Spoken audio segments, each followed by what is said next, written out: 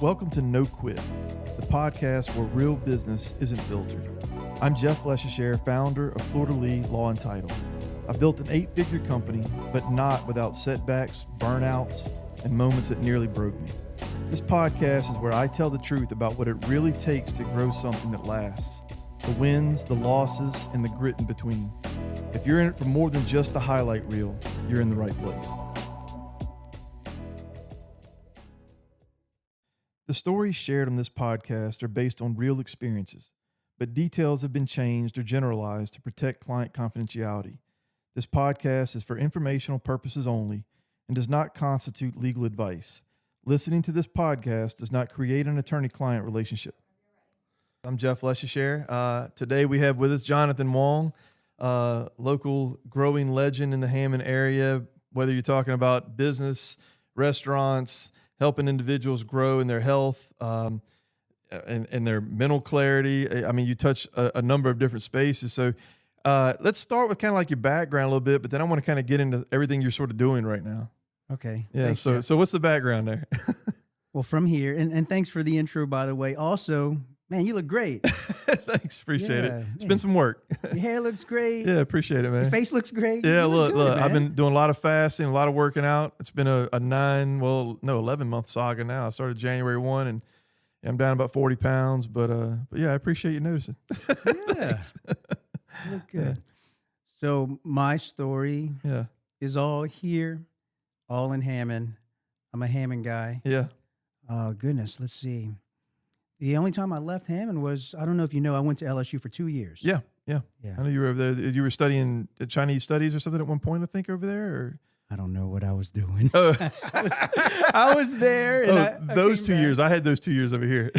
Yeah. But you're right. I did study Chinese for 2 years. Yeah. And it was great. It was a fun experience. I went to lab school here, went to Hammond High, Southeastern for 1, LSU for 2, came back on the 5-year program. Yeah. So that's kind of like the whole educational journey. Mm-hmm. Family journey. Family's been awesome. You know, we're blessed. Oh, yeah. And we got to do so many things. Wonderful family, yeah. With the family. Yeah. You're one of 4, the oldest of 4, right? Yes. Yep. Yeah, you have Christopher, Vanessa, Brian, Mom and Dad. I mean, we got to go do so many things.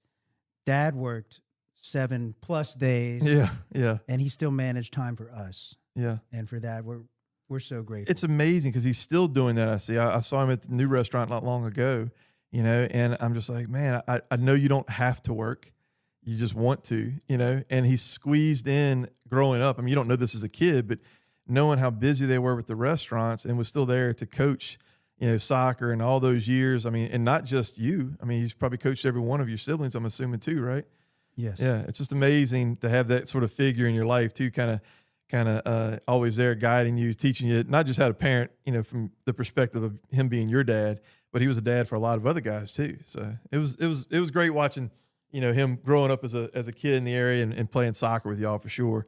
It was a wonderful time. It was. Yeah. Let me think of what else we could. Well, so you're married now, right? Yes. Yeah.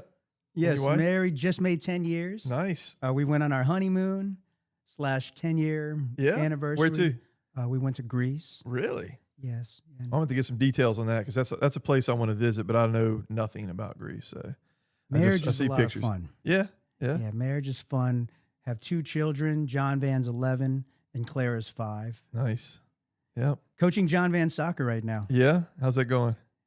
Last year we started off 0-2. We made it to the finals and lost. Yeah. Right now we're undefeated. Nice. Well, that's more like the days of Trey Yen. I mean, I didn't realize it, I guess, going through it, but man, I never won so much as I did playing with y'all in those years. That was some fun. So hopefully your kids will get to experience that and stay undefeated through the season because that was some good times. So you're coaching, you got the restaurant, right, with Chris, right, Kate Street. Right. We have Kate Street Seafood and then the Boston. Oh, yeah, that's right. And A-Meat. Yeah. Kate Street, by the way, just as another plug. I mean, I have some picky eaters in my family. It's like one of the few places we can go. And there's something for everybody, and it's phenomenal. So great job on that. And what else are you into? Well, it's a few things. Yeah. So let's go out. Start out first. Out in the community, Right now, it's with the foundation board at the university. Oh, I didn't even know that. Okay. Yeah, that was around 2018, and I'm the chairman right now. Really? Yeah, so I'm in the chair position. I have a 2-year term. Are you familiar with foundation No, board? no, not at all. I didn't know what a foundation board did. Yeah. You have alumni.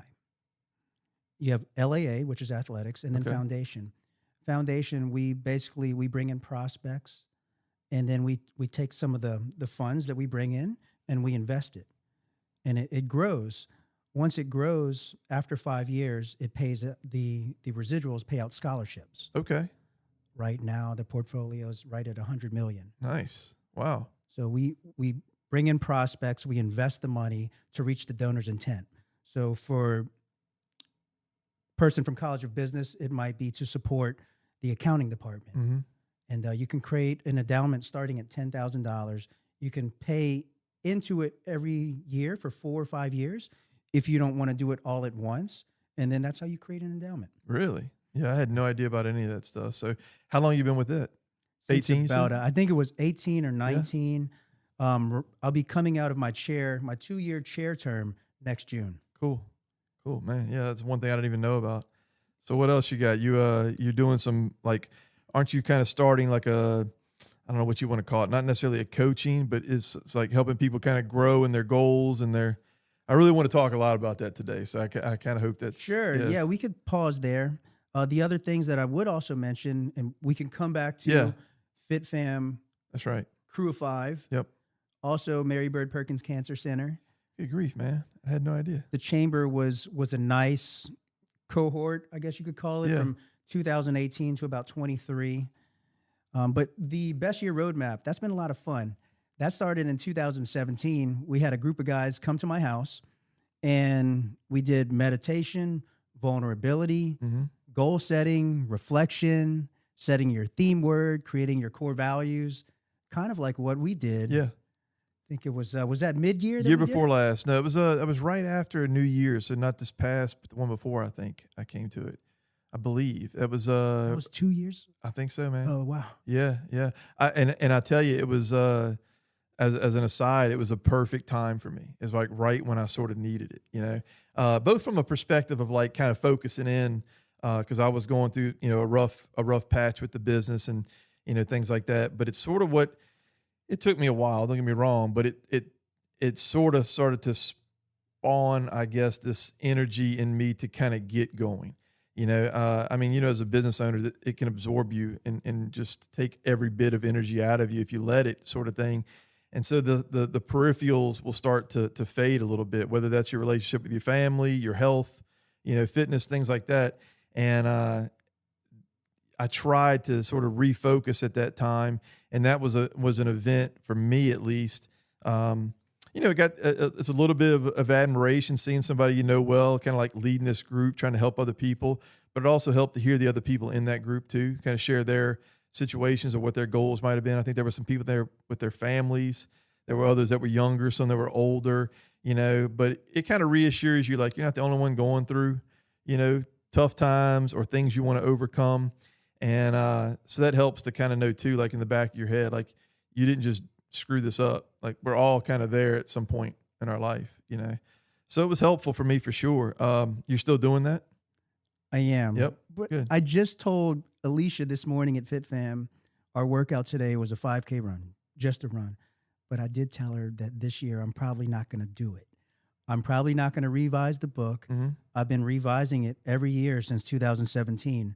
Have been doing workshops every year, either once or twice a year. But I just told her this morning that I probably wasn't going to do it next year. Well, I don't think it's a bad thing. I think I have no doubt you're going to be helping people grow in some other manner. I mean, you're not giving that up. So I think everything has to take its course to some degree. So for me, it was like, maybe it was, I'll take it. It was meant for me to take part in it during that span of time. So I'm glad you told me that. Yeah. What are you evolving that into? What are you getting into aside from that? I know there's going to be something. Man, there's a handful of things. Yeah. We are about to expand Crew of 5, our men's group, into Mandeville. We're going to have a Mandeville Covington chapter. Yeah. I would love to take the roadmap and then turn it into an app. So that's one of the things I'm looking at also. Yeah. Yeah, I think it's a great idea. I like the crew of five as well. It got tough for us as my kids have gotten into school, and I drive them in the morning to Mandeville, timing wise. But again, another situation where you get to at least see other people kind of, because there's a lot of sharing going on in there, and the guys, kind of get vulnerable and talk about stuff they're going through. A lot of younger guys in there too, so you get to sort of give some advice, which I think is another form of I don't know what you want to call it, like personal mental fitness in a way, right? Like you get to share things that work for you. It's a reminder to you of what worked, right? And oh yeah, I got through this, and that did work. And maybe I've let that slide a little bit. I should try to refocus on that. But for me, it was very much like, kind of a jumping off point. I dipped in some tough times. Really started to second guess myself and my ability. Had a lot of questioning whether I'd gotten lucky to end up here to some degree. And then you see other guys in there, and you're like, okay, well, I'm as good as that guy, and I've been successful like him, or I've gone through the same kind of troubles as that guy, and I'm not the only one. And oh, that's what he did to kind of fix this. Or you can see tendencies in people as a group. 10 of the 20 guys in here are all trying this one thing. They're all back in the gym. Maybe that's something I should try. It helped from that point, like a reflective thing for me, for sure. Well, I'm curious for you, whenever you're going through, maybe it's a funk or a season, not so much like an incident because things happen, but whenever you're going through a season, what do you do just to get on track, to focus, to redirect, to align, to center, and to get you to that future point? Yeah. I mean, I'm glad you asked that, because that was supposed to be my question to you, but I'll answer it, and you can tell me what works for you too. But in my case, for, when you're trying to like get through law school, pass the bar, become a lawyer, learn the practice, open your own business, it became somehow a competition of the number of hours I could work.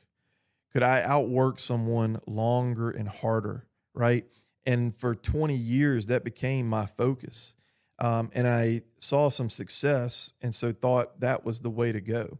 And it wasn't until I sort of went all in on this, this attempt at starting to migrate myself out of the business, and have it be able to, run on its own, no matter whether I'm here or not, kind of thing. It wasn't until I tried that and it failed that I had to kind of reassess, like, okay, I'm at a point now where I'm still working long hours. That didn't change anything.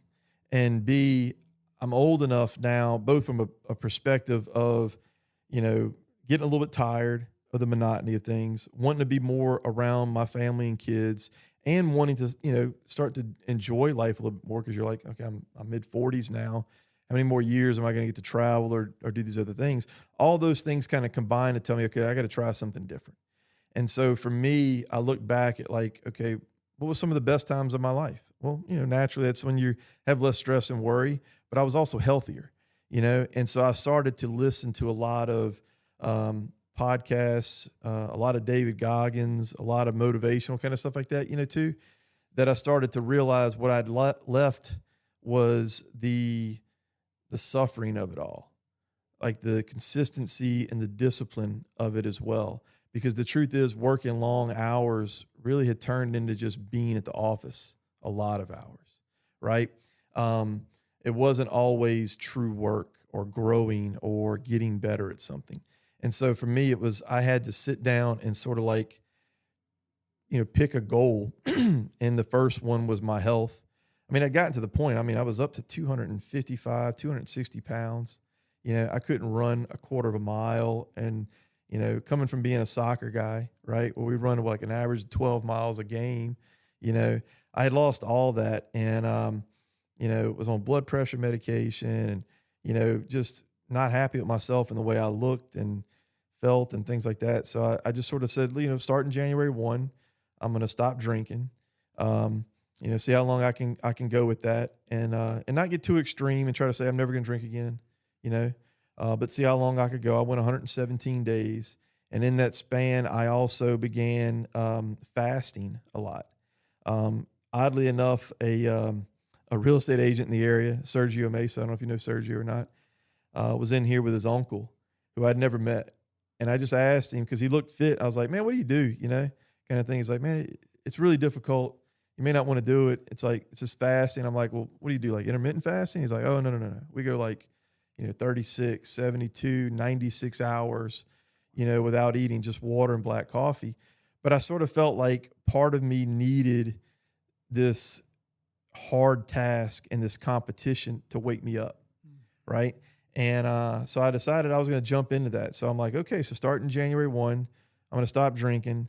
I'm going to start these long fasts. I'm going to start working out every single day. And so I did that. And so, I dropped 40 pounds in the course of about 4.5 months. And when you do that, it's like, my body fat percentage and muscle mass sort of swap. So it was a 24% swing. I was 64% body fat. And today it's more like, like 16, 17, something like that, 18, depending on how you measure it, I guess, or whatever. I went from not being able to run to now I run 3 miles just to get to the gym and then work out for an hour. And then I cool down with a 3/4 of a mile jog back home. I take the shorter route, but what it did for me, not just health wise, was hey, I can do hard things. Right. And so I can get through this tough time. It distracted me when I got down about other stuff. I would go to the gym or go work out or whatever. And so for me, that was the catalyst. And I needed the consistency.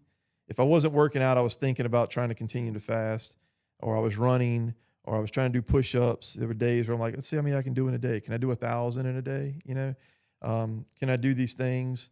Started reading more. It took going into the funk to sort of like realize how bad off you were, right?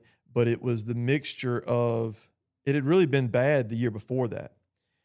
The year before that, it was a mental like preparedness. It was going to your event, watching you online when you give a lot of motivational clips or whatever that I would see. I was listening to those things. I had to get mentally prepared over a long period of time before I could really start it. So I would say it was almost a year of just mentally kind of trying to spot your faults and your skeletons in your closet before you can sort of take them on. And I'm a year into that now. So a lot of that, that's a long way of saying where I'm at. No, that's amazing. But for you, I feel like to some degree, and this is going to be an assumption and sort of why I want people to, kind of hear your story. Cause like from the outside looking in, people might not have known I was going through that trouble. Jeff just got older and got fatter. Okay. We'll give him that. But they don't know what goes on behind the scenes. And when I look at you, you seem like a guy who's got your dad's energy, everything's put together, and maybe it's not, or maybe it's you've just stayed on it so well that it is, but it's not like it doesn't come with work, I'm sure. So like for you, like what does it look like? I mean, what keeps you on this path, of success, not just business wise, but like helping people, Yeah. So what keeps me on the path? But first, I'm still just drawn to you and everything you just told me. And but I just want to get clear for a moment, because you went through so much physically, mentally, and it seems like the one thing that you did that created that keystone habit, if you will, where it created a ripple effect everywhere else was that fast. Yeah. I had to have something that refocused the anger and the frustration with myself and letting myself get into this position to get, sort of hurt, not just, financially, business wise, but personally as well. Like you don't realize how much these bad habits really take their toll over time, but you end up surrounding yourself not just with the wrong people, but the ones that are the right people you don't maybe treat the right way. And, you've got to hit the bottom of the barrel a little bit to sort of realize. Now, I mean, fortunately for me, don't get me wrong, I'm not trying to, it's not a pity party. The bottom of the barrel for me wasn't, it's not like I was a heroin junkie that lost my family and, pissed away a career or anything like that. But catastrophic for me all the same. It's not until you get to that point that you really start to really take, I guess, accountability for your life, and realize like, well, man, how often do I drink? Almost every night. And what does that look like? Well, I'm probably less patient, with my family, less present, with them, the people that ground you, you probably take a little bit more risk or waste your money on things like, man, I like good wine, and I still do to this day, but you get to the point where it's like, okay, well, all I drink is nice wine. And if you're drinking $100 bottle of that a night and you start to do the math on it, you're like, man, couldn't I have invested this? Couldn't have I put this into a new business? Or whatever the case may be. And so yeah, the fasting for me was something that I had never tried before. Certainly not committed to some length of time like that, and felt like it was a insurmountable task. I mean, I never went a day without having 3 meals. So you're talking about the 8 hours I sleep, if I sleep 8 hours, right, being the longest period. And so the first time you try it, and luckily for me, I'm not going to say I was just, great at it, but I made it 48 hours the first time I ever tried. And today I'm having really a big struggle with it because the working out makes me hungry and whatever else. But man, once I hit 48 hours, I'm like, wow, I can do 48 hours without food. I thought I would die if I went 7, and so then everything else becomes more possible. And then it becomes aggravating for the people around you probably, because I probably talk about it too much. Like, because you're like, hey, what are you doing? I'm like, oh, well, I'm fasted 72 hours. I got this app here. Look at the number, and maybe it becomes too big a part of your life, but it's still better than the negative stuff that I was doing. So yeah, for me, fasting was a big like kicker. Yeah, started me off. I'm going to circle around to you on the fasting Right. after this conversation, because I do want to learn more about that. Mm-hmm. It's something that's been on my radar. There's another thing that's been on the radar. Last year, I did a 12-hour walk. Wow. You walk in solitude. You leave out your door and you just walk. You bring some bag lunch, some water, backpack. I did mine from the trailhead in Covington and then walked all the way to the lakefront and back. Good grief. Started at 7:30 a.m., finished by 7:30 p.m., and that was so cool. It was cathartic. You just in your thoughts, in your head, a lot of limiting thoughts, a lot of the things that you're talking about, and you just get that pen and notepad and you just write and just let it all out. Are you listening to anything or just in your own thoughts? Really? I told my wife where I was going to be, had my phone on silent just in case, took off my Apple Watch, just put on a little tracker. So no buzzing or anything, right? Yeah. Nothing. Yeah. And that was try that. Really cool. When you talk about mental and just getting out of your head, that was amazing. But going back to your question, since about 2017, I've been doing a theme word. Mm-hmm. You got to be careful what you ask for. It's really good to have that intention, but I had this really rough year in 2018. Moving to now, and since then, been just blessed to have all these different opportunities. So fast forward to 2025, my theme word right now is triumph. And it sounds like it's to win, mm-hmm. but it's not to win. It's really knowing that, yes, looking forward to the future, knowing that great things are going to happen. And this has a religious tone to it, but it's also knowing that the best that can be done already has been done. So for me, triumph really means about knowing when to push and when to pull back, when to let go. Because the best that can be done has already been done through Jesus. Mm-hmm. He already did everything for us. So why do we have to push so hard? And sometimes, like you said, when we're pushing in the office and we realize that it got us this amount of success, then we keep doing more of it, and then we're just blind. Yeah. And then now we get to this point to where we find the rhythm, but it kind of takes, just like you said, for me, it's in a different way this year and in line with my theme word of triumph, and then just learning to learn between effort and surrender. That's a quote I came across, and I just usually tag a quote to that theme word. So it's learning to learn through effort and surrender. Mm-hmm. Do you feel like I've asked this of other people before, and it's something new I'm trying to read more about and look into, but to me, when you've got this theme word, there's a certain level of it that's like a manifesting of what you want to happen, or maybe it's a goal setting or whatever. I mean, how do you feel about that? Have you looked into that? Is that something that's a part of your life? I mean, do you feel like that's something that, because when you say surrender to me, it can mean a number of different things, but I'm just curious if you look at life that way in general, like, do you feel like you can manifest what you want out of life? Yes and no. So that's part of what I'm learning. I always thought that if I worked harder, if I did all these things, if if I use my wits, if I use my working genius from Patrick Leoncini, is that how you say his name? He did 5 Dysfunctions of a Team. Yeah. All right. Yeah. He also wrote The Working Genius. So I always thought that, if I knew my role clarity, if I knew my gallops, if I knew my strengths, my working genius, if I had the best strategic plan, that everything would work. I don't think it works that way. I think it's also more about learning when to let go, be obedient, have acceptance. And I think when we do those things, then we judge less. When we learn how to detach. Is that a feeling like God will provide it when he thinks you need it, sort of thing? Is that how you're looking at it? Or? It's hard because I think that's this season that I'm in right now. Yeah. It's just trying to get away from that curiosity, that strategic planning, always wanting to lean in, connect, when sometimes, Jonathan, you just got to let go and just sit back a little bit more. I think that's a hard thing to do sometimes, especially when you run organizations like you do, because you're always looked to as the guy to lead and take the first step, that everybody's trying to follow.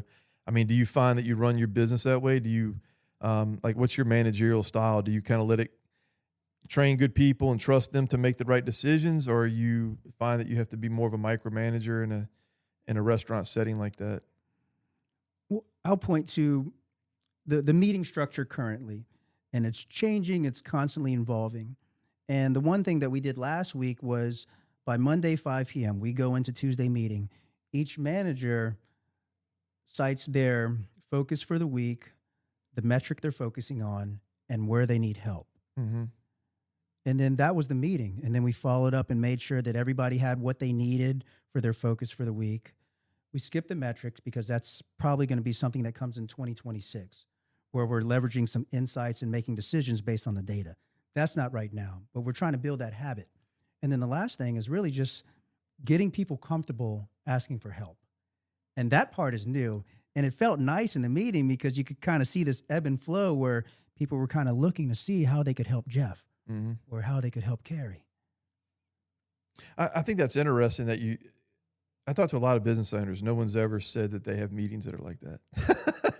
They're very much just nuts and bolts business meetings. That seems to me to be almost how can we help you, do your job better, sort of, thinking almost like, I don't know what I'm trying to nail it down as, but it just seems to be more parenting than boss telling your staff how to do it. I mean, do you find that's how things are run at your house? I mean, do you sit down and have these conversations with your kids, like about school or sports or whatever? Like, how does that go? Like, do you goal set with them? Do you talk them out? Or is it more like, these are the things we're going to do? It's very regimented, That book, when you go to chapter 1, Ray Dalio says in his very first principle that, and I used to do this on the bicycle with John Van. We'd be riding to school, and I'd say, John Van, what's your number 1? What do you want to do? You want to go to Dave & Buster's, Chuck E. Cheese when he was younger? What do you want to do? Oh, I want to go to Dave & Buster's. I said, okay, John Van, what's your number 2? What's one thing you have to do at school, and what's thing you have to do at home for mom and dad to reach that number 1? So at a very early age, we were creating frameworks. Ray Dalio says you got to find out, number 1, what you want, and number 2, what is true, and how to make number 1 happen in light of number 2. So yes, we do that, and we don't let them get away. How was school? Good. And that's something I'm learning. Maybe you could share with me, like, how do you get past that kind of short answer? Oh, we're bad with that. We definitely need improvement on that front. It's I say that I need improvement on that front. My wife has got a much different relationship with the kids. She's talking to them constantly, right? I think in some ways they get what they need and they feel like they've already had this conversation. So, I get the short answer, or at times it's a positive because we don't have to talk about maybe the bad stuff as much because they've already worked through it, with mom before I even get home, which, I miss out a little bit on that front, I guess. But it's a different dynamic. I'll just say it's just not as well thought out as as that. So yeah, I feel like the time has flown by so fast here. I do want to kind of get back though, like in a way, when you've gone through a difficult time, I mean, is there something that if you had the chance to go back and, give yourself a 30-second pep talk, is there something in particular that you wish you would have said or thought of to yourself? Or are you cool with like how things turned out? You seem like a pretty faithful, kind of like go with the flow guy, Yeah, it's Marie Forleo. My brother has his book, and she says everything's figure outable. DeRolk in 2019, we went to Irvine. You talk about do hard things. We got to train with the guy that trains Josh Brolin, who's Thanos, and Chris Hemsworth. Yeah. And we learned raw functional training. If you come to FitFam, we do a lot of raw functional training. He says, always can. If can, can. If no can, still can. Yeah. Always can. So he's just got like this thing where there's no failure. But if you think about it, all the things that you kind of talked through earlier, there's this acronym I love, and it's called FAIL. And FAIL is your first attempt in learning. Yeah. But I guess it takes your own growth and suffering and will to want to go through that. But when you talk about what I do, breathing, like right now, we're in this podcast. I didn't once just notice that I was breathing. But if you just take the time to just observe and notice that you're breathing, even add a little nasal breathing, everything changes. Once you bring attention to your breath, then you can notice also where you might be holding tension in your body. So you stay conscious of that as much as you can. Huh? Yeah. Oh, man, when you do it for a long time, it just eventually becomes who you are. You have no choice. Yeah. So the breathing is number one. Now, I've been waiting to share this, and this is the perfect opportunity. It doesn't happen in this order, but there's 5 things. There's 5 Fs. Okay. So you could always be conscious of those buckets and which one you're going to pour into. Jeff, which one needs you the most? You know which one needed you the most like 2 years ago. And that's family, fitness, faith, friends, finance. The 6th bonus one is fun. Maybe that's your creative hobby. So that's 5 Fs. And then 4, Don Miguel Ruiz has the 4 agreements. You could come up with your own agreements. Don't yuck the yum. Always show up on time, whatever. Yeah. But his are phenomenal. I mean, he's got a short little book. It's practical. The 2 and number 3 is like, don't take things personal. Don't make assumptions. Those are great 4 agreements, great 4 rules to live by. Those are trouble for me.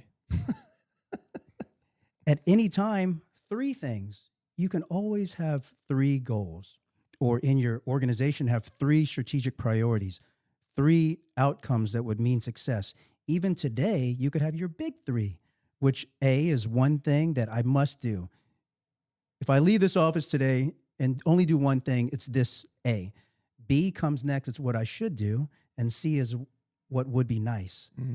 So you know that you have your 5 Fs, 4 agreements, your 3 strategic priorities, or your big 3. The number 2, I love this, because in any moment, you could be going through a traffic light and somebody could be looking at you for the way that you drove through traffic. Yeah. And it brings some kind of anger inside of me. When you notice that anger, that fear that puts us into isolation or loneliness, that's called desolation. That's the evil spirit. But it's up for us to be able to notice it. And when we notice it, you never make a decision or you never take action. Be watchful of what you say, what you do when you're in desolation. And then wait. It might be 30 minutes, a day, 48 hours, till you're in consolation. This comes from the Jesuit formation. So you have desolation and consolation, which is when you're in faith, hope, and love. And then that's when I'm going to reach back out and connect with you.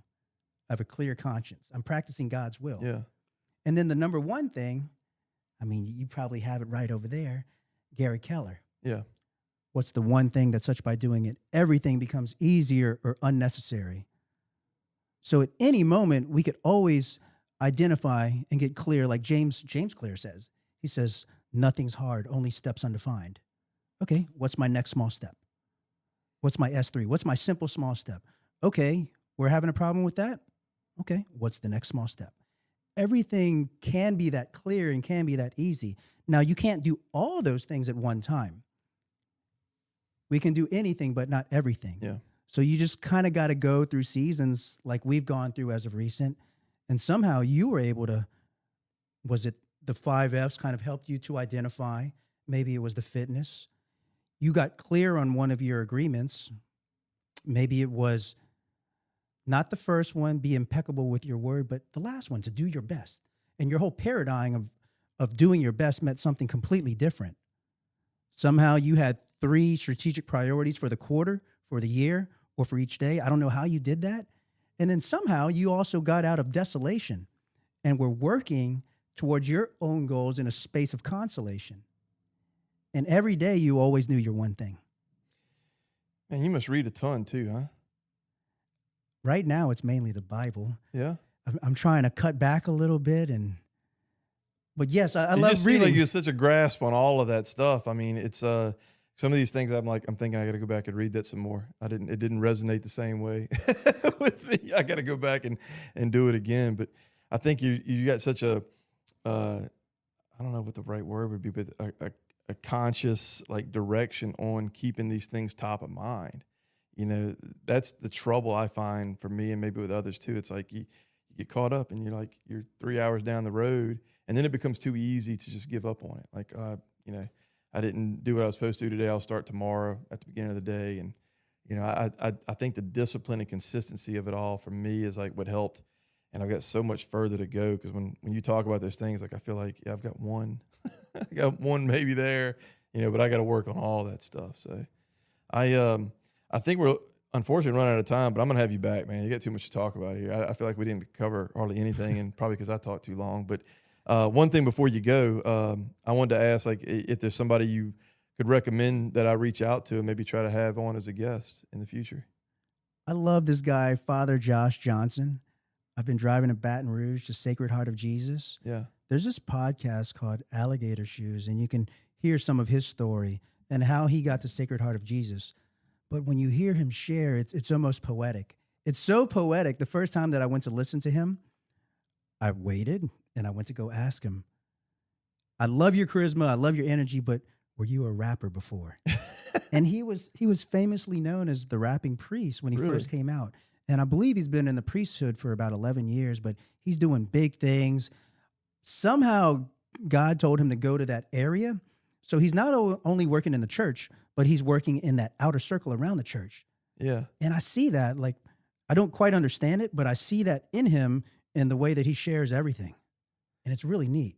Man, I've been looking for a way to get back to Mass more often too. I'm going to check that guy out. Yeah.